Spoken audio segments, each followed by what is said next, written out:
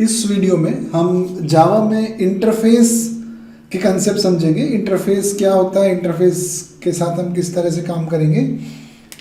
तो इंटरफेस को डिफाइन अगर हम करें तो interface is a collection of abstract methods and final variables. मतलब इंटरफेस में सारे वेरिएबल्स कांस्टेंट्स होंगे, फाइनल वेरिएबल्स होंगे, और इंटरफेस में सारे मेथड्स एब्स्ट्रैक्ट मेथड्स होंगे।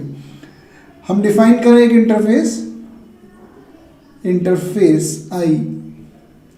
ये जो इंटरफेस हमने डिफाइन किया, अगर हम इसमें एक ऐसा वेरिएबल डिक्लेयर करते हैं इंटीजर x, तो कंपाइलेशन एरर आ जाएगी, ये कोड कंपाइल नहीं होगा। क्यों नहीं होगा? क्योंकि इंटरफेस का जो वेरिएबल होता है वो बाय डिफॉल्ट पब्लिक, स्टैटिक और फाइनल होता है।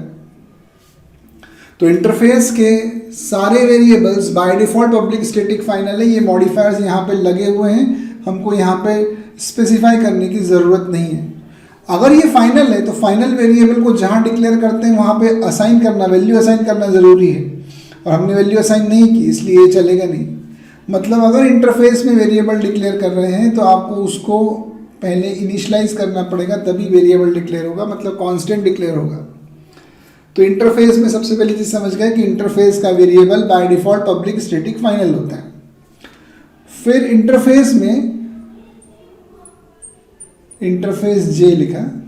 इंटरफेस में जितने मेथड्स होते हैं वो सारे एब्स्ट्रैक्ट होते हैं। मतलब इंटरफेस में अगर हम कोई मेथड ऐसा लिख दें void m1 और उसमें कोडिंग कर दें, कुछ कमांड लिख दें, तो ये कोड गलत है, ऐसा नहीं कर सकते। इंटरफेस में कभी भी मेथड की बॉडी नहीं होती है। इंटरफेस में क्यों नहीं होती बॉडी?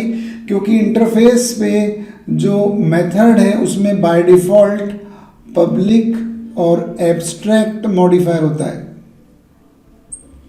तो इंटरफेस का मेथड बाय डिफॉल्ट पब्लिक और एब्स्ट्रैक्ट है। अगर वो पब्लिक और एब्स्ट्रैक्ट है मतलब इम्प्लीमेंटेशन नहीं हो सकता, सिर्फ उसमें आपको सिग्नेचर लिखना है, तो ये गलत है। सही तरीका क्या है इंटरफेस का मेथड लिखने का? इंटरफेस जे void m1 सेमीकोलन, ये करेक्ट तरीका है इंटरफेस में मेथड्स डिक्लेयर करने का। तो इंटरफेस के बेसिक कंसेप्ट्स ये हो गए कि इंटरफेस का मेथड बाय डिफॉल्ट एब्स्ट्रैक्ट है, उसमें कोई इंप्लीमेंटेशन नहीं होगा, जितने मेथड लिखेंगे सब एब्स्ट्रैक्ट मेथड ही लिखे जाएंगे। फिर इंटरफेस मल्टीपल इनहेरिटेंस को सपोर्ट करता है। मतलब ये पॉसिबल है कि हम लिखें इंटरफेस के एक्सटेंड्स i, j, और जितने लिखना उतने लिख सकते हैं, ये पॉसिबल है।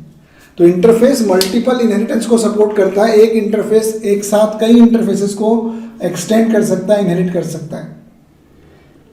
जबकि अगर अभी इंटरफेस की क्लास होती तो क्लास ए एक्सटेंड्स बी, सी नहीं हो सकता। क्लास एक बार में एक क्लास को इनहेरिट करती है। यहाँ पे मल्टीपल इनहेरिटेंस अलाउड है।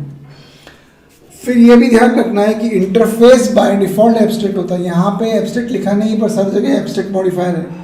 अगर हर जगह एब्स्ट्रैक्ट मॉडिफायर अवेलेबल है, इसका मतलब क्या हुआ? हम कभी भी इंटरफेस का ऑब्जेक्ट नहीं बना सकते, ये कमांड नहीं चलेगी। इंटरफेस का कंस्ट्रक्टर कॉल नहीं कर सकते, आप उसको इंस्टेंशिएट नहीं कर सकते। इंटरफेस को डिफाइन कर दिया हमने, इंटरफेस को क्लास में इंप्लीमेंट कर सकते हैं, इंटरफेस के इंस्टेंस क्रिएट नहीं कर सकते। क्योंकि अगर इंटरफेस का इंस्टेंस क्रिएट कर लिया तो डॉट करके आप ऐसे मेथड्स कॉल करने लग जाओगे जिनका इंप्लीमेंटेशन नहीं। अगर जे का ऑब्जेक्ट बन जाएगा तो j.m1 करोगे, और m1 में तो बॉडी नहीं। तो इस चीज़ को रोकने के लिए कि आप एब्स्ट्रैक्ट मेथड कॉल करने की कैपेबिलिटी में नहीं आ जाओ, इंटरफेस बाय डिफॉल्ट एब्स्ट्रैक्ट होते हैं, उनके ऑब्जेक्ट्स नहीं बनते। तो इंटरफेस का बेसिक कंसेप्ट हमको समझ में आ गया है। अब इंटरफेस का क्लास के साथ रिलेशन क्या होता है ये देखते हैं। अब हम ये देखेंगे कि क्लास और इंटरफेस में क्या रिलेशन है। तो क्लास और इंटरफेस में रिलेशन देखने के लिए पहले हम दो इंटरफेस डिफाइन करते हैं। इंटरफेस आई और उसमें एक कांस्टेंट डिफाइन किया। इंटरफेस में एक एब्स्ट्रैक्ट मेथड m1 डिफाइन किया। फिर दूसरा इंटरफेस डिफाइन करते हैं, इंटरफेस जे, उसमें एक कांस्टेंट डिफाइन किया।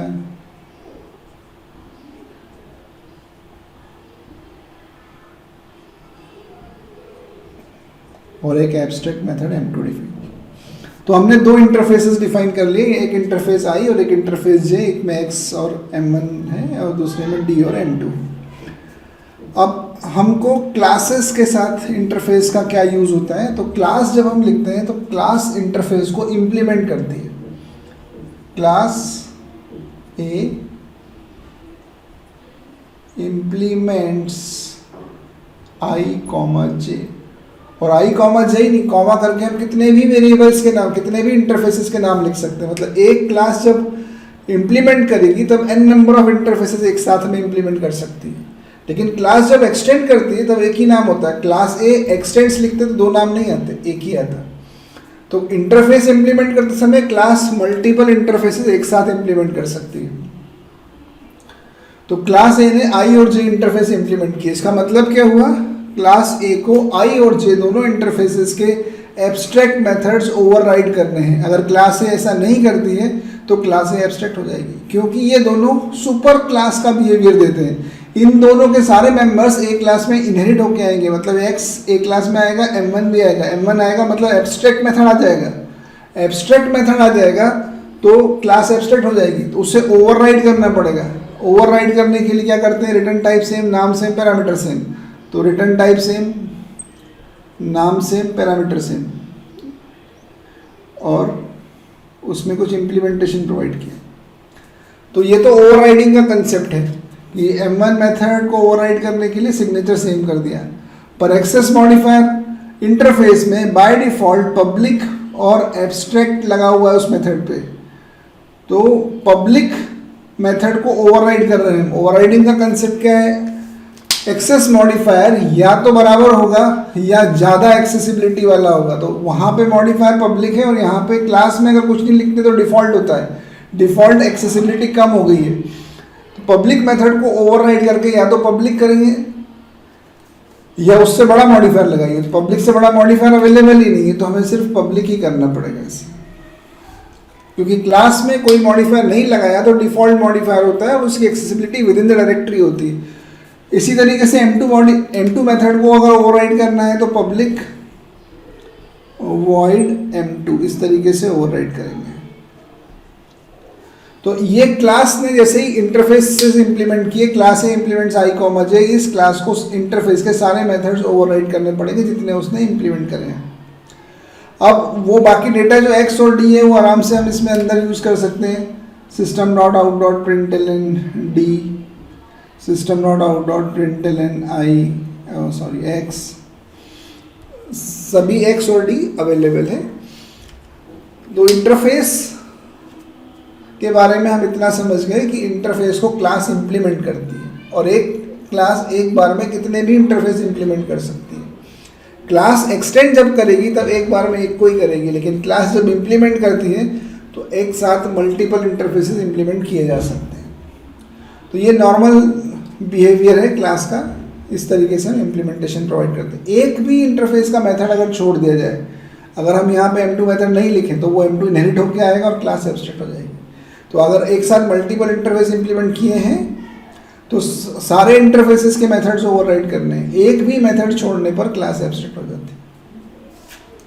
ये तो नॉर्मल सिनेरियो देखा, कंसेप्ट समझा हमने, लेकिन अब हमको ये समझना पड़ेगा कि मल्टीपल इनहेरिटेंस जब अलाउ हो गया है इंटरफेसेस के थ्रू, तो मल्टीपल इनहेरिटेंस में बहुत सारी प्रॉब्लम्स होती हैं, वो सारी प्रॉब्लम्स डिस्कस करना है।